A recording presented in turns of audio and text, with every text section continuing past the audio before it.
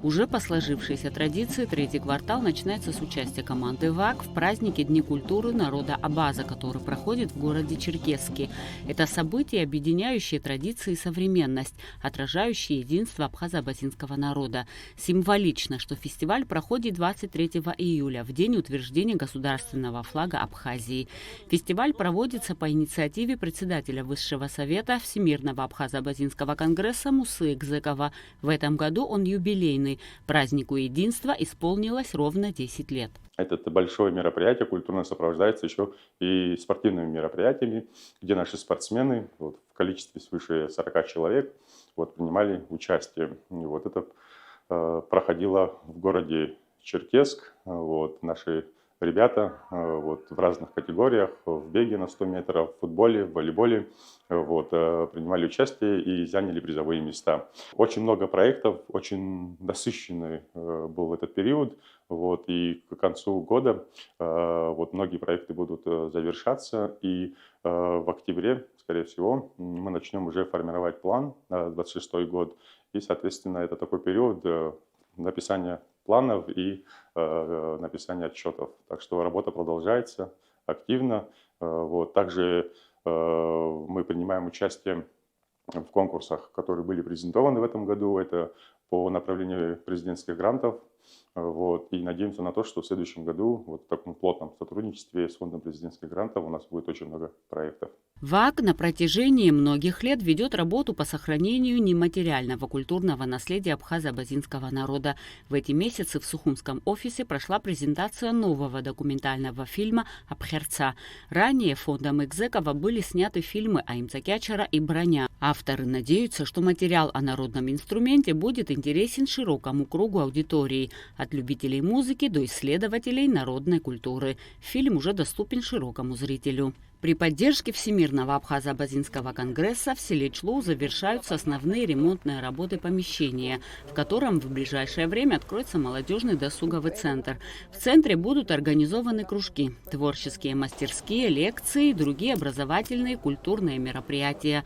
Это позволит подрастающему поколению с пользой проводить свободное время, развивать таланты и реализовывать собственные инициативы. Проект по основам социального проектирования проводится командой Конгресса с 2024 года.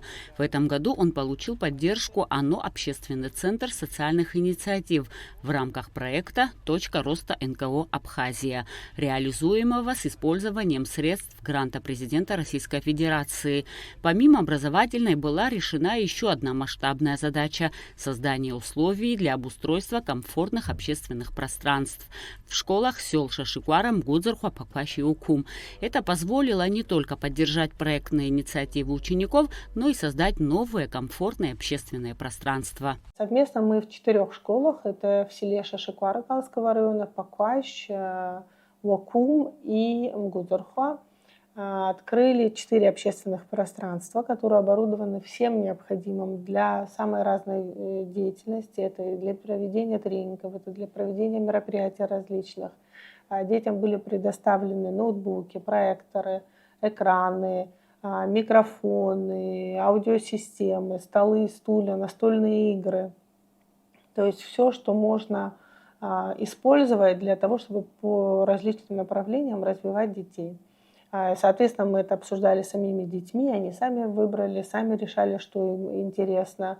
И думаем, что для развития детей это очень важный этап в этих школах. Соответственно, мы будем продолжать этот проект и в следующем году, планируем еще в 5 школах.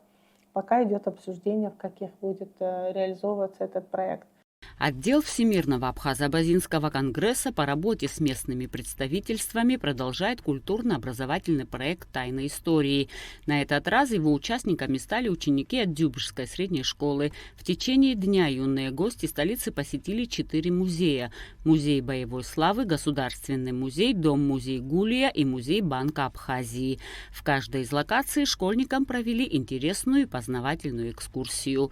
Информационный отдел продолжил текущую следующую работу. Это в первую очередь освещение проектной деятельности Конгресса на официальном сайте и на социальных страницах. В рамках проекта «Гукола» вышло 2 интервью. Гостями передачи стали композитор Тимур Агарба и сотрудник МИД Артур Гагулия. В августе мы стали информационными партнерами гастрофестиваля, который проходил в столице.